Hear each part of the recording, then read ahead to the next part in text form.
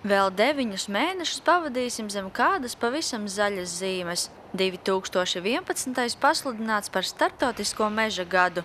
Nu pat arī darbs noslēdzies pie kāda Ogres un Ikšķeles pašvaldību turisma nozarei svarīga dokumenta izstrādes. Darbs pabeigts pie Zilo kalnu dabas aizsardzības plāna. Šī dabas projektā es domāju, ka mēs esam panākuši labus kompromisus un atrisinājuši daudz šīs situācijas, kas bija diezgan aktuāls.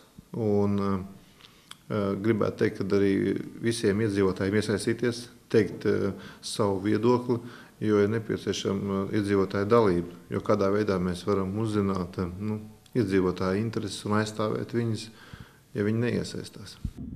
Tiekoties darba grupās, roku rokā strādājot vides speciālistiem, sportistiem un pašvaldības pārstāvjiem, dabas aizsardzības plāna ietvaros panākta vienošanās par teritorijas attīstību, izmantojot dabai saudzīgākās metodes. Jau esam informējuši, ka ogrēniešiem tik iemīļotajā atpūtas vietā pašvaldība vēlas ierīkot aktīvās atpūtas trases. Tas pats galvenais tas trūkums tiem pašiem Zilā kalna tam projektam visam un tiem ziliem kalniem par to, ka tur nav nekāda infrastruktūra. Un tad, kad nav infrastruktūra, tad notiek šī haotiskā atpūtnieku plūsma, kas netiek kontrolēta. Un mēs, šie dabas mīļotāji, kas tā mīl to dabu, viņi arī viņu nogalina.